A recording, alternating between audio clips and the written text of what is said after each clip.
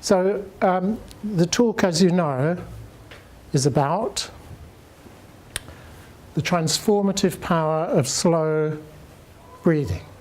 And when I say transformative, we'll see that breathing has the potential, the power to transform us physically, mentally, psychologically, and emotionally, which is quite a big claim for something we just do without thinking all day long. I've been practicing Qigong for 25 years odd, and before that I did yoga, and it's a vital part of my life. But then I started to ask the question, well, why is it good for me, or why is it good for us?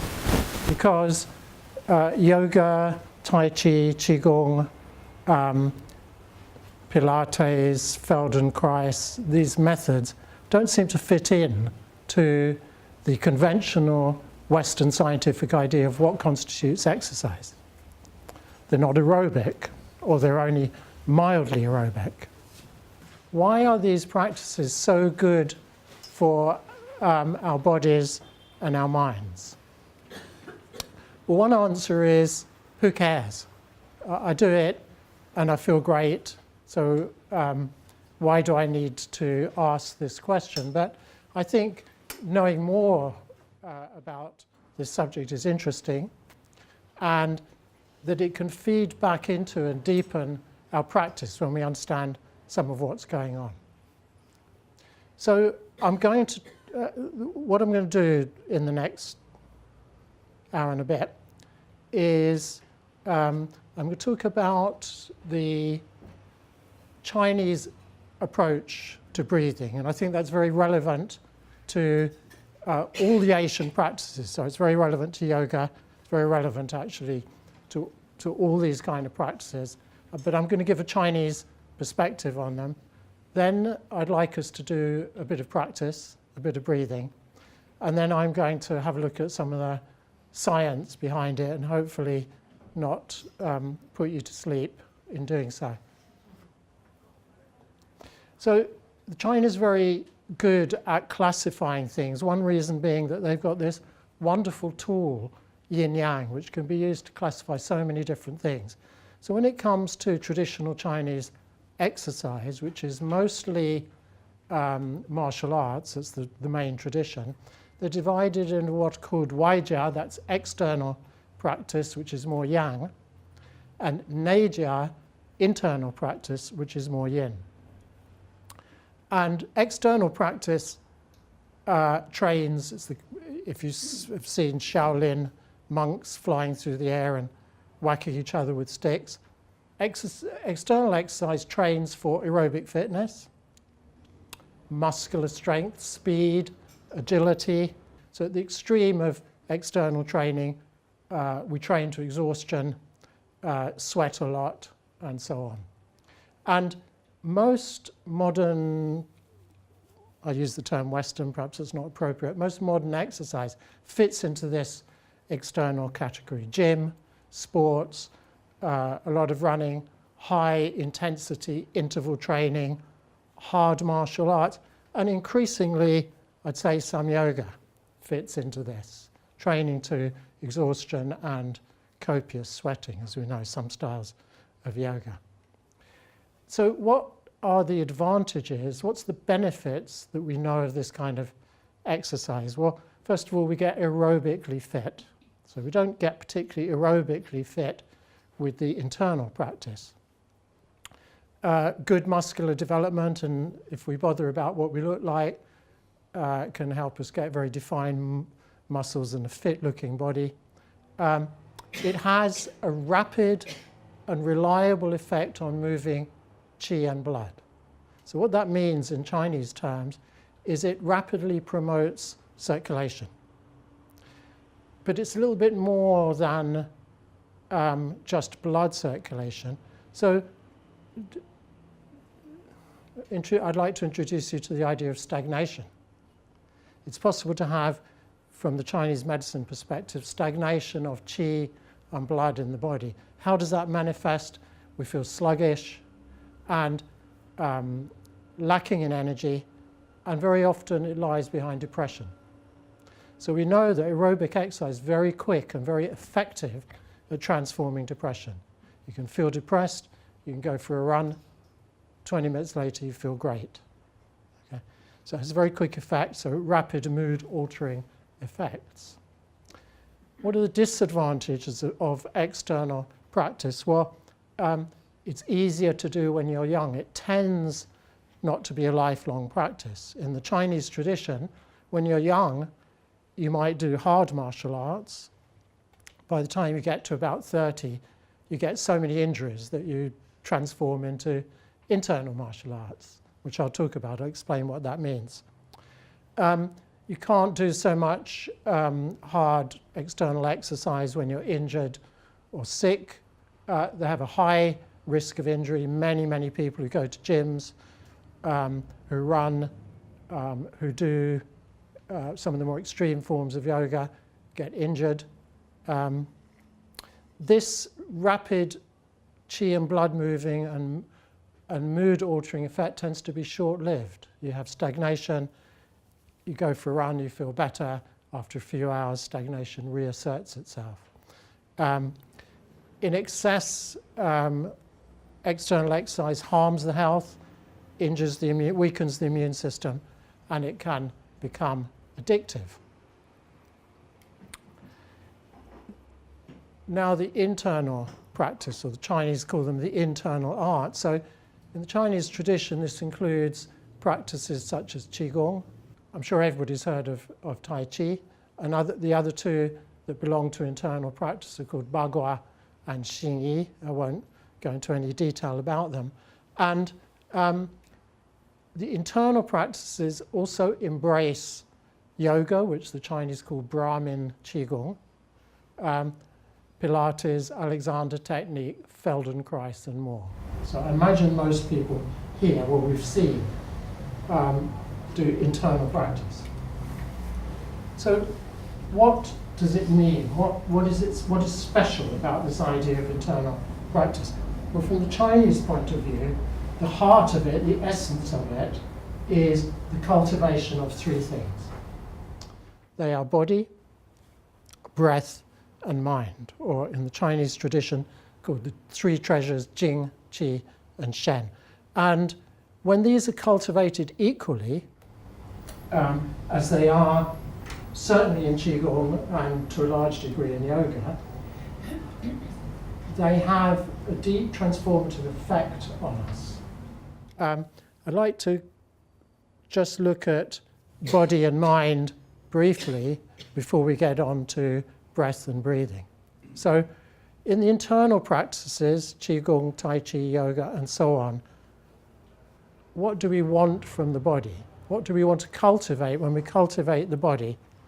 We want strength, agility, core strength, core stability, balance and rootedness. This is really important, especially as we age, to have good balance.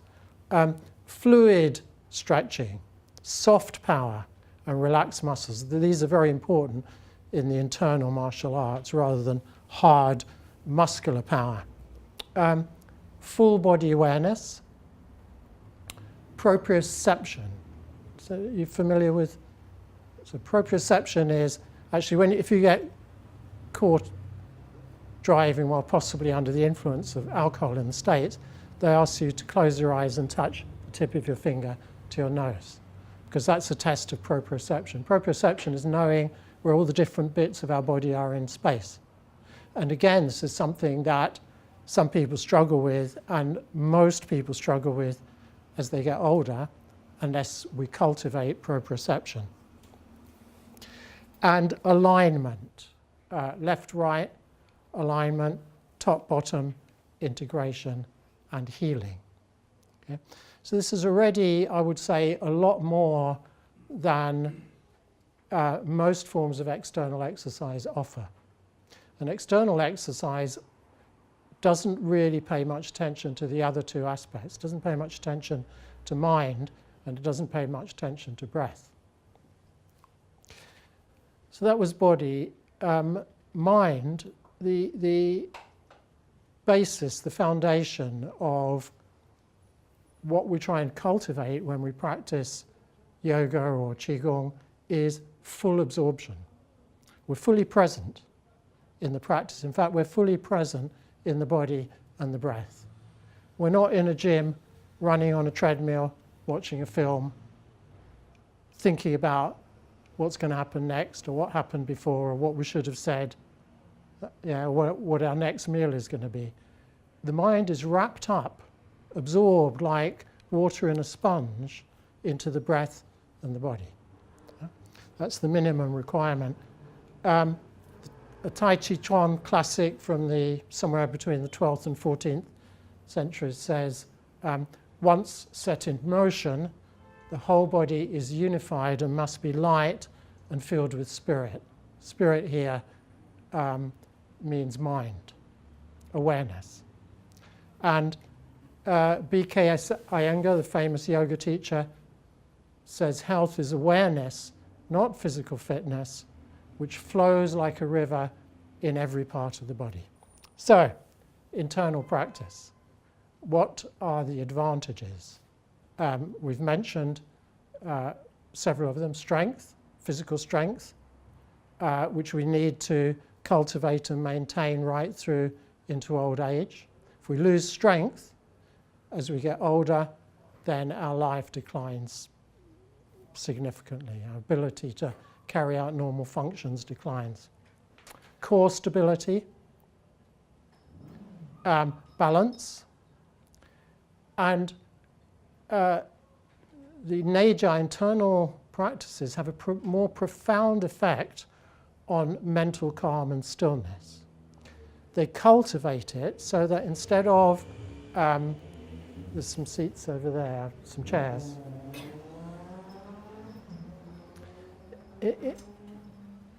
I mean, look, aerobic exercise is good for depression. We know that. It's very good. But it doesn't deal with so much with the root of mental emotional problems. Whereas cultivating inner stillness and calm and breathing, as we shall see, has a more powerful, long-lasting and deeper effect on changing the way we respond emotionally to the world. The internal traditions have minimal risk of injury. They can be practiced at any age and have significant health benefits. Okay? So what are the disadvantages of the internal tradition? Well, they're often frustratingly slow for young people. Get vigorous young 20-year-olds in a Qigong class and doing this, which we're going to do later, by the way. And they go, no, I can't bear it. They want to run and so on. That's natural. So it's often too slow for young people. Some forms of internal practice, like soft Qigong, soft yoga, they don't have enough vigorous activity. We won't, if all you practice is yoga, particularly the kind of slower and more gentle forms, or all you practice is very slow Qigong, you won't really have cultivated the yin and yang of the body. You need to do both. And very importantly, they risk exacerbating the tendency of people to turn inwards. So if we're very self-absorbed and actually also depressed, sometimes internal practice doesn't help. In a way, it can worsen it because we're kind of cycling around our own inner world. So sometimes, I knew this when I practiced Chinese medicine, some people who are doing lots of meditation or quiet practices actually need to be told to go out and run and play sports and dance and do more external practice. So, as always, the answer, the recommendation, is to balance both. If we want to cultivate ourselves to become our best selves in terms of this kind of practice, we want to do some internal and some external. That's yin-yang. And we balance it according to our age. So obviously young people do more external. As we get older, we go into more internal practice. We balance it according to our physical condition, our health, and so on. So now let's look at breathing. This beautiful book, written in the 4th century BCE, is a lesser-known Taoist book. Most people know the Tao Te Ching, that's the most famous. This one is less known. It's actually it's also called Inner Training. It's a kind of training manual for meditation and internal practice. As for the vitality of all human beings, it inevitably occurs because of balanced and aligned breathing. The reason for its loss is inevitably pleasure and anger, worry and anxiety. Yeah? So when we're calm and centered, free from pesky emotions, and breathing calmly, that cultivates our energy and our vitality to its best. So breathing is unusual among what are called the autonomic activities of the body. The autonomic functions go on independent of our conscious control, like the beating of the heart, the digesting of the stomach, the peristalsis of the intestines, and for most of us, most of the time, breathing. We don't have to consciously remember to breathe. We just go on breathing, so it's an automatic function. But unusually among the autonomic functions, breathing is one we can also control.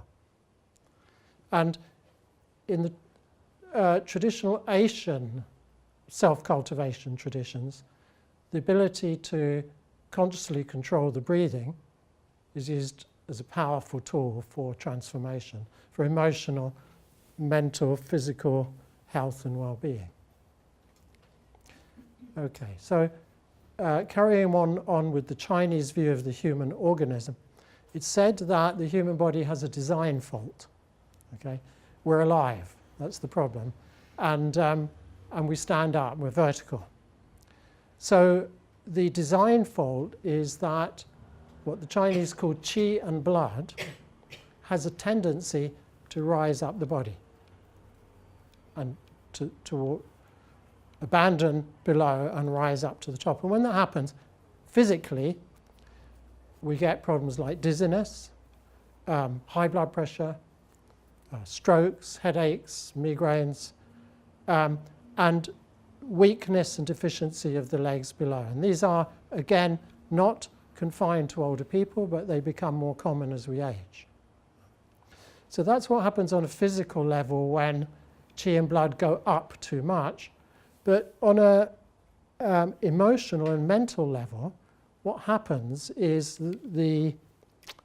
okay, I'm trying to explain it using yin and yang. The idea is that within the body and within the universe, yin and yang embrace each other. So in the human body, yin, which is below, embraces yang and prevents it from rising up too much, holds it down. And this has a particular relevance to the emotions because, I don't know whether this is getting too Chinese medicine and wacky for you, but it's the relationship between the kidneys, which embody the idea of water, and the heart, which embodies the idea of fire. So the kidneys dominate below. If the lower energy is strong, it prevents the fire of the heart from burning out of control. It holds it down. So what do we mean when we say the fire of the heart burning out of control? We mean that the mind and emotions become unstable, unanchored. So that gives rise to symptoms like anxiety, excessive thinking, worry, nervousness, insomnia, very importantly, restlessness, an unstable spirit, an ungrounded spirit.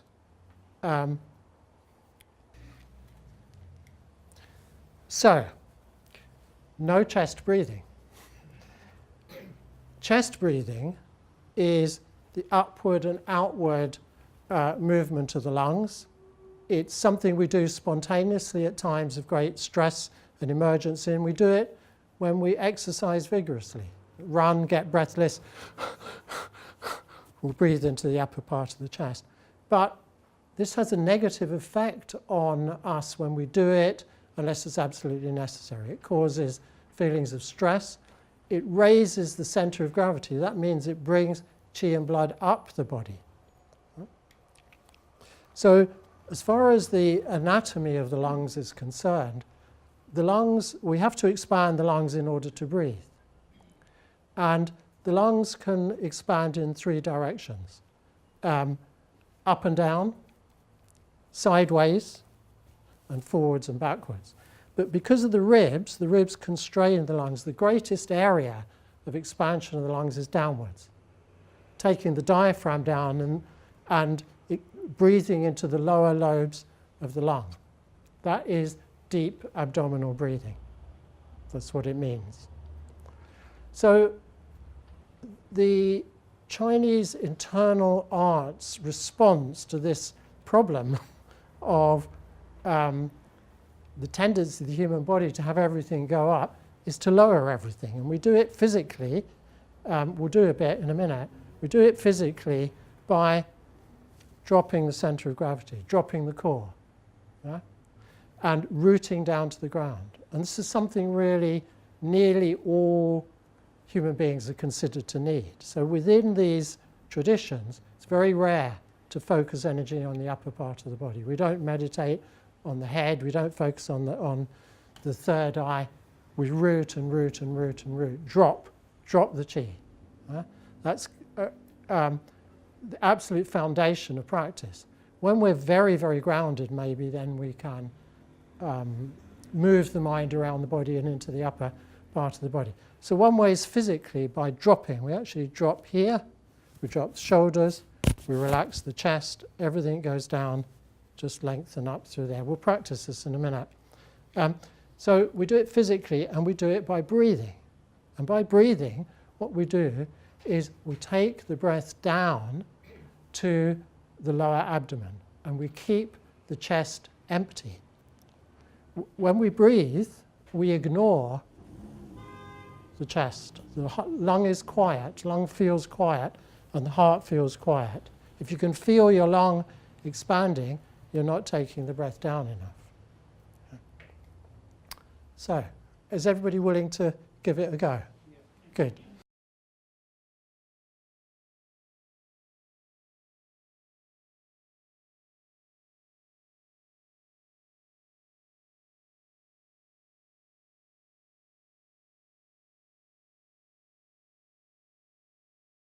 Okay, so what we just did, the first bit, the breathing, is now used very, very widely in all kinds of situations, including increasingly in the world of psychiatry, in the treatment of severe problems like post-traumatic stress disorder, ADHD in children, for survivors of trauma, for survivors of sexual abuse and physical abuse, to kind of reset the organism in ways that I hope to be able to explain to you.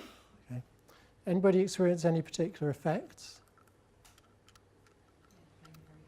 Hot. Anybody else feel hot? Okay. So that's a mystery, isn't it, that I'm going to try and explain. Why should breathing make us feel hot? Because it does, often. Okay, so science. I have no science background, and I tell you, it was a real struggle trying to make sense of this stuff. I kept reading incredibly complicated research papers where I had to look up every other word and still didn't understand it. But I've done my best. So we're going to look at 3 aspects of breathing: nitric oxide, carbon dioxide, and heart rate variability and the autonomic nervous system. And they are in ascending level of importance. So I don't know how important the nitric oxide aspect is, but it's really interesting. So nitric oxide is a molecule, it's a gas that we have in the human body that acts as a vasodilator. So just in case you don't know the term, vasodilator means that it causes our blood vessels to relax and open. It's the opposite of vasoconstriction, where they tighten up. So it relaxes the blood vessels, and that has the effect of lowering blood pressure and increasing oxygenation in the body. The reason it increases oxygenation in the body is the blood vessels in the lungs relax. That gives them a larger surface area and more able to absorb the oxygen that we breathe in. Okay. So we know that nitric oxide helps prevent cardiovascular disease, increases blood flow to the brain, and has a whole range of other interesting effects on the body. It's antifungal, antiviral, and antibacterial. It means it helps strengthen the immune system. So where do we get it from? Well, first of all, we get it from food. It's found in a variety of foods, particularly green leafy vegetables, dark green leafy vegetables, beets, celery, garlic, walnuts, dark chocolate, and more. It's also available in the form of a supplement, much used by athletes and physical trainers. Now they've discovered that it enhances blood flow. Its production is stimulated by exercise and sunlight. I should mention, by the way, that the most popular drug that stimulates nitric oxide is Viagra. So Viagra works by relaxing blood vessels and increasing blood flow. And do you know about nitroglycerin taken for angina? So angina, when you have acute heart pain, take a pill of nitroglycerin which contains nitric oxide, helps dilate the blood vessels. Yeah. So foods, exercise, sunlight, and breathing. And it's a fairly recent discovery that nitric oxide is produced in what are called the paranasal sinuses. Those are the hollows in the skull around the air, the empty spaces. So it's produced there. So when we breathe in through the nose, we inhale nitric oxide, but we don't when we breathe in through the mouth. So nose breathing increases oxygenation by about 20%. Compared to breathing through the mouth, because we take in nitric oxide from the paranasal sinuses, that relaxes and opens the blood vessels in the lung, and you get better oxygenation. But what's really interesting, especially for you yogis, is the Swedish researchers who first discovered that nitric oxide is produced in the sinuses also discovered that when we hum, the production of nitric oxide increases 20-fold. Yeah. So what's the most common form of humming in the yoga world? Can you feel that nitric oxide producing? And then we inhale it. Huh? And incidentally, this kind of humming is also very good for curing sinus disorders, blocked sinuses, and so on. Secondly, carbon dioxide. So if you say to people, breathe deeply, it's good for you. People who don't really know what they're doing are most likely to, okay, that's called hyperventilation. And we do it when we're stressed, we do it when we're anxious. It doesn't increase oxygenation. It actually reduces oxygenation. Okay? But more importantly, it reduces carbon dioxide in the blood. And carbon dioxide is really good for us, up to a point, not too much. So hyperventilation, you're probably aware of this, it leads to all kinds of unpleasant symptoms. The most common is anxiety, feelings of tightness in the chest, feelings of stress, The blood vessels constrict. That reduces oxygenation. Blood pressure goes up. And there's less blood flow to the brain. And that affects our ability to attend closely to what's going on, to concentrate, and to function effectively. So what happens to people is they encounter a stressful situation, they hyperventilate, and they get less able to deal with the situation. They get less, but worse, their judgment is worsened. Okay? So what's the remedy for acute anxiety, common remedy due to hyperventilation? Breathe in and out into a paper bag. So you don't take in any more oxygen, you just recycle the carbon dioxide from exhaled air, and that will settle because carbon dioxide vasodilates. It dilates the blood vessels and increases oxygen to the brain and the heart, lowers the blood pressure and calms the nervous system. Okay, so when we did slow, deep breathing just then, did the rate we were breathing at, did it make anybody feel, should we say, a little bit air hungry? You know, without going at that rate, you would have spontaneously inhaled sooner, yes? So when you feel a little bit air hungry, that is a sign telling us that we've actually increased carbon dioxide, because it's the presence of carbon dioxide in the blood that stimulates breathing. So we've deliberately increased carbon dioxide. The effect of that, one of the effects, is to dilate the blood vessels. And that's why we feel warm, we feel hotter. Yeah? When I do a Qigong class, first thing I do is open all the windows, because if we stand for 5 minutes, slow breathing, I get hot, and I'm not bothered about anybody else. It's my class. No, generally speaking, everybody gets hot. Okay, so now we get to the complicated bit.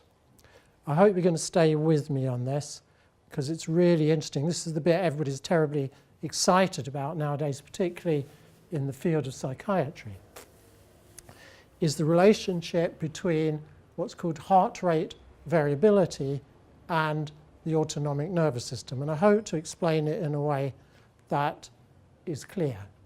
So the first thing to understand, the heart is not a metronome. It actually used to be believed that the heart should be a metronome. It used to be believed that exact, precise heartbeat rhythm, that every beat is the same, was a good thing. That's what a metronome does. And then suddenly they discovered that was completely wrong. So they turned it around 180 degrees and realized that metronomic heartbeat, that's where every beat is the same distance apart, is really, really bad sign.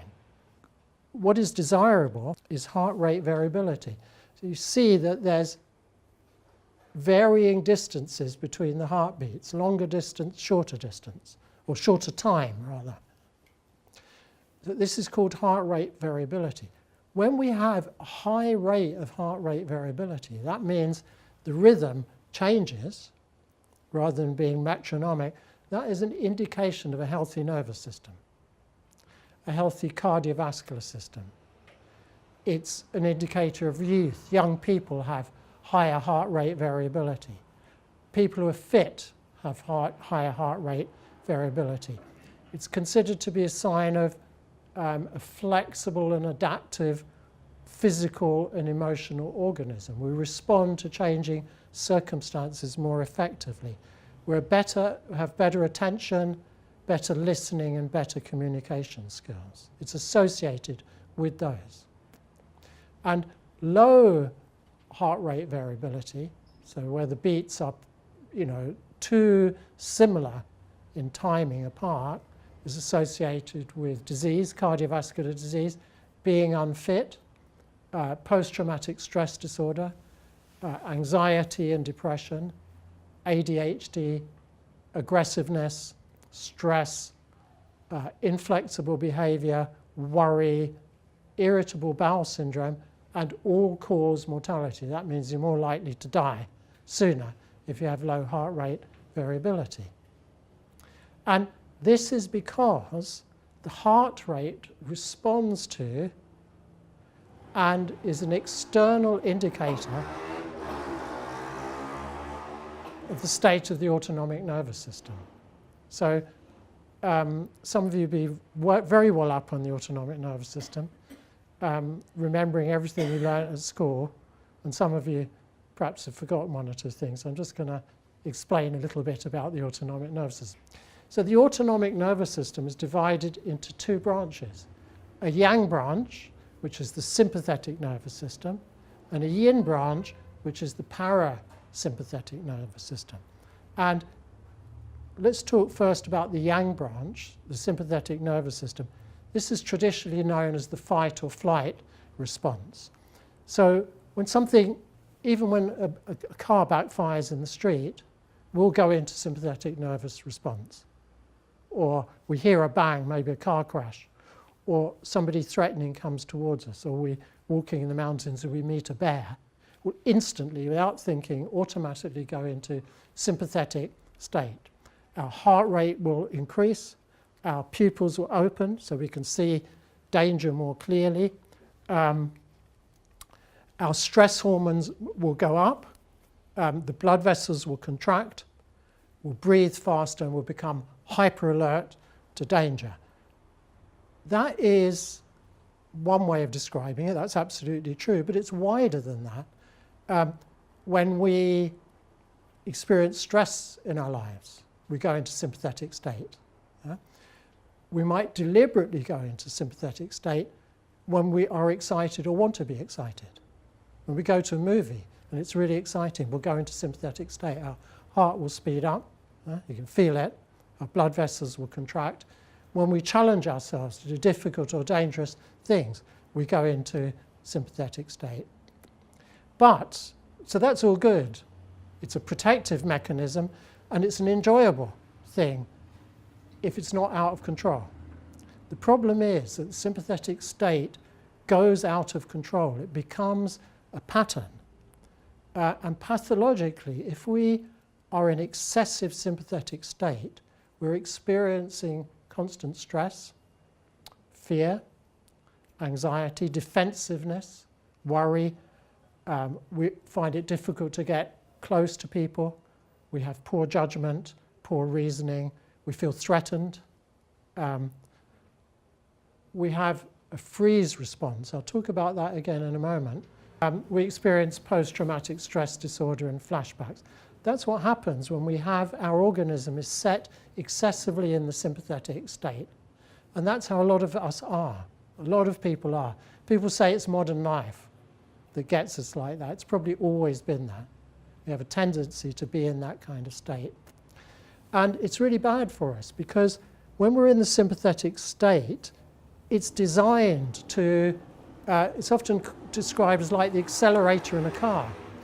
It's designed to burn energy faster, to give us stimulus. That creates inflammation and causes cell damage due to free radicals. And if we're stuck in the sympathetic state, or we spend too long in the sympathetic state, the body's ability to repair cells can't keep up with cell damage.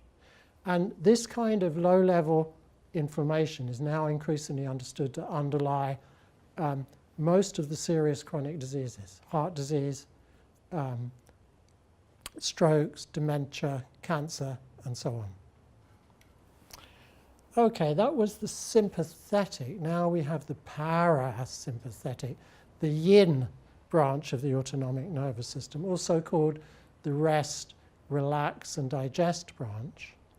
And when parasympathetic nervous system dominates, our blood vessels relax and open, heart rate and blood pressure go down, the immune system is enhanced, the body is in a self-nourishing state and a repairing state, anti-inflammatory pathways are activated to counter the negative inflammatory effects of the sympathetic state.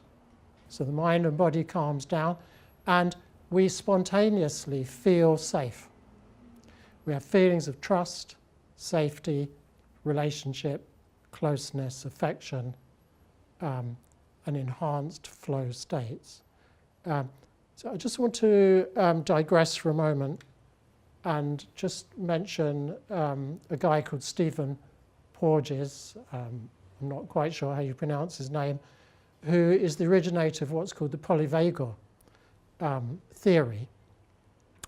Vagal refers to the vagus nerve, the really important vagus nerve that runs from the brain right down, wandering, vagabond nerve, wandering down through the body, through all the main organs of the body, sending messages between the brain and the body, and even more sending messages from the body to the brain. And he's tied the vagal nerve to our evolutionary defense systems. So what he says is that the most primitive defense system, which is reptilian, comes from the evolutionary age of reptiles, is the freeze response. So we've got a pond in our garden, we have frogs, we also have cats. When the cats catch the frogs play dead. Yeah? So lots of reptiles do that. But we've got that reptilian response in us. So quite often, probably all of you read about accounts of women being abused by Harvey Weinstein. What commonly happens in those situations, some women will just slap him around the face and walk out. But a lot of people in those situations of sexual abuse or threat go into freeze response. Yes? They're paralyzed. They don't know what to do. They can't run away. They can't fight back. Huh? It'll happen when, when the London Bridge attacks. Some people see the situation quickly and run. Other people just stay frozen.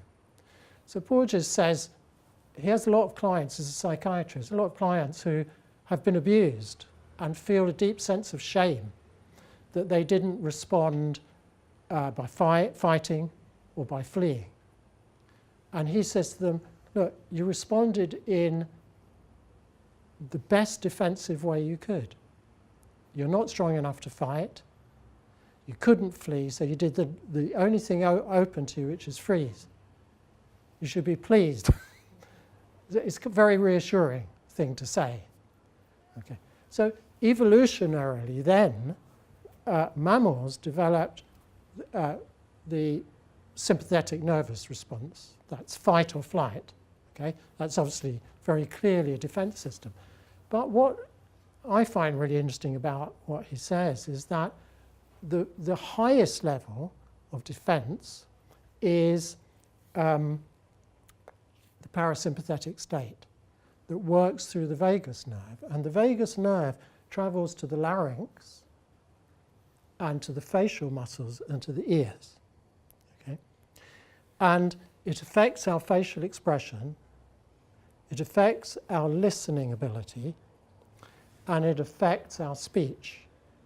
So when we're in parasympathetic, when humans are in parasympathetic state, our facial expression is communicating to other humans, and also incidentally to dogs. I don't know whether you know that, because dogs sit there and look at humans' faces to see how they're feeling. We communicate safety. Huh? I hope right now I'm communicating safety to you, and you're communicating safety to me. That's the great strength of Homo sapiens. This defense system is a cooperative, reassuring, mutual trust situation. We listen to each other. We show, if we're not listening, if somebody's not listening to you, that's already a threat. Yeah? And thirdly, and I think really importantly, it affects our speech. So it affects volume, tone, and what they call prosody. And prosody is the kind of rhythm of our speech. So when we're in genuine parasympathetic mode, we are communicating to others, to our friends, to our family, to our children. If you're a doctor, you're communicating to your patients. It's safe here. You can relax. You can trust this situation. So it's a very powerful healing tool.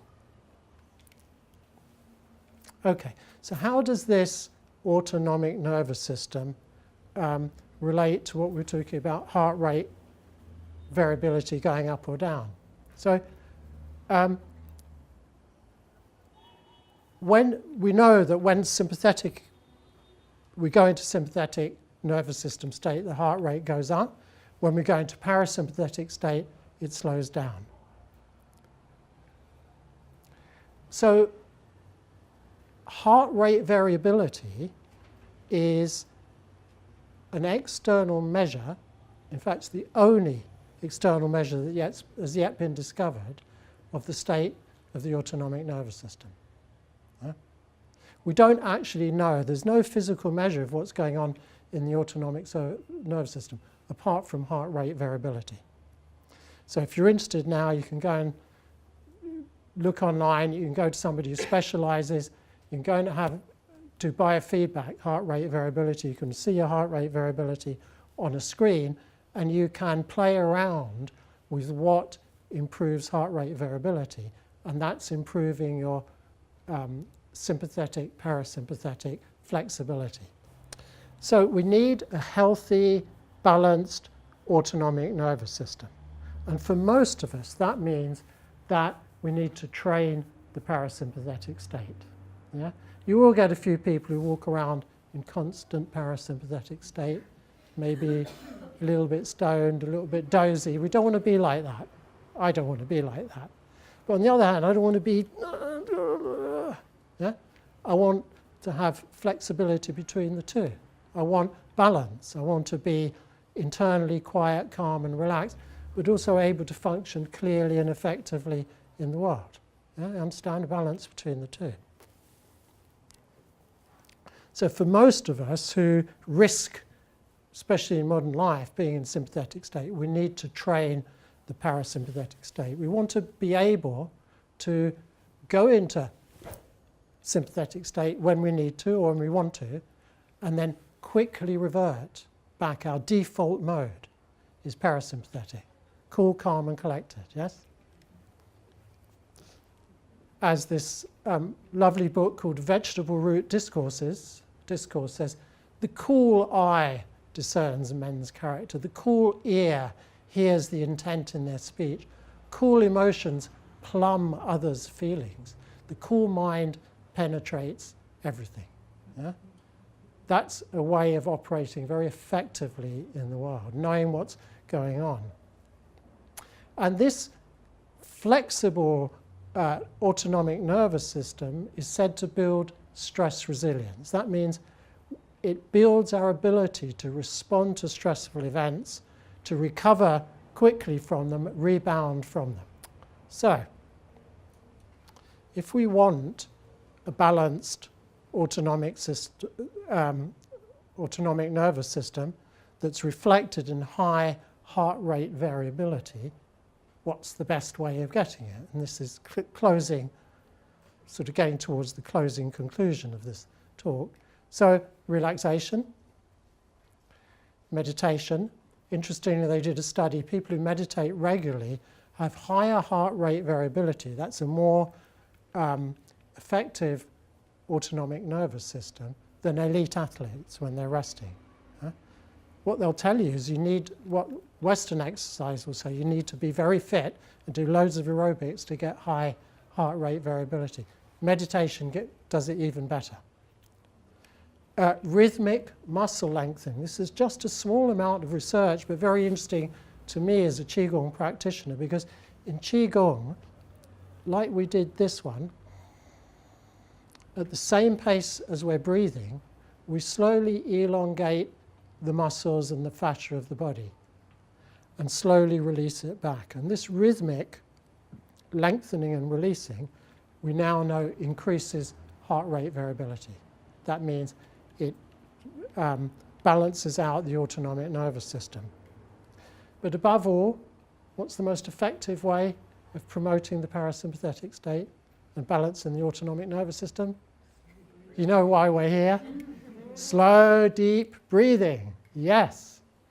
The easiest and quickest way for humans to activate the parasympathetic nervous system and raise heart rate variability. It appears to work for all of us, all human beings, quickly, rapidly. Breathe slowly, Heart rate variability increases. Parasympathetic state is enhanced. It tells the brain that all is well as compared to rapid breathing, which evokes a stress response. So, what speed should we breathe is the question. If we talk about slow breathing and the parasympathetic response, what has been discovered through lots of different pieces of research, initially starting with research into yoga breathing, that was where all this research started, is that when we slow our breath down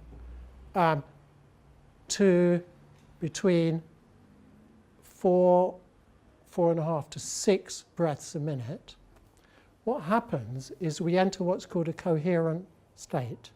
It's somehow like an optimum balanced state of the human organism where as we breathe in, heart rate goes up. That's because when we breathe in, we activate the sympathetic nervous system. And when we breathe out, we activate the parasympathetic calming nervous system, and heart rate slows down. We breathe in, it goes up. We breathe out, it goes down. This is called respiratory sinus arrhythmia when this pattern occurs. And what's actually happening when we do this is if you add on to that our blood pressure is going like this. It's what they call a coherent state they've discovered. So the optimum rate, well, the average optimum rate for humans is 5.5 breaths a minute. So we were breathing, when we did that practice, somewhere between 5 and 6 breaths a minute. That means when we say 5 breaths a minute, that means 6 seconds inhaling and 6 seconds exhaling. It's 12 seconds, 5 breaths a minute. But it does vary. You can go and have your, as I said, you can go and be hooked up to a biofeedback machine and find out your personal optimum rate, because it will show as the rate that you breathe that maximizes this. But a general rule is that men and tall people, their optimum rate is slower, so maybe 4.5 breaths a minute, and women and shorter people a bit higher, 5.56 breaths a minute. And when we do that, breathing at our optimum rate increases heart rate variability tenfold, from say a 4-beat difference timing to 35 to 40 beat difference. And remember, that's an indicator of a very healthy and responsive autonomic nervous system. If we want to further stimulate the parasympathetic nervous system even more, at the risk of getting a little bit dozy, a little bit too peaceful, we can exhale against resistance. That means we can sing, we can play the didgeridoo. It's always said about the didgeridoo, the people who are playing it have much more fun than the people who are listening to it. We can chant. So it's really interesting when they've done research on monks chanting, they're usually chanting at around 5 or 6 breaths a minute, naturally and spontaneously. Playing wind instruments, and there are people teaching a way of breathing that you just create a bit of resistance in your throat. And that's enough to further stimulate the parasympathetic nervous system. The other thing you can do is increase the amount of time breathing out compared to breathing in. Breathing in, the sympathetic is activated. Breathing out, the parasympathetic. That's why we sigh. That's stimulating the parasympathetic calming nervous system. Or we can just really slow our breathing down. When I do standing qigong, I've timed it, I can get to about 3 breaths a minute, but some yogis go down to 1 breath a minute. So it's very, very strong parasympathetic stimulus. You wouldn't be in a very good state to escape from a tiger when you've been doing 1 breath a minute. And just a word about blood pressure. Slow breathing lowers blood pressure both short and long term. It's the only non-drug treatment approved by the United States Federal Drugs Administration, FDA. So if you have high blood pressure or you have a friend or a family member, tell them to practice slow breathing of the kind we did. And if you want to get into this and you want to help people, there's hundreds of apps now. Just go to the App Store and enter coherent breathing, and you get free apps that will time your breathing for you with the sound of the sea or gongs or that, and you can set the speed. You need to do at least 15 minutes of slow breathing 3 or 4 times a week. And if you do it more, it's likely to be even more effective. And just since we're talking about non-drug treatments, it's interesting, just in passing, that all the drugs that are prescribed for anxiety work by dampening down the sympathetic nervous system. Yes? There isn't a single drug that promotes the parasympathetic state. Yeah? Breathing is about, well, breathing, meditation, and so on. These are the only ways we know to promote parasympathetic activity. So if you want to find out more or follow this very interesting thread, I'd recommend, first of all, Patricia Gerbach and Richard Brown. They're a couple, a married couple, I think. They're both psychiatrists working in New York. Patricia Gerbach is absolutely fantastic. If you go on YouTube, you can see lots of interviews with her and talks. She's a very persuasive woman.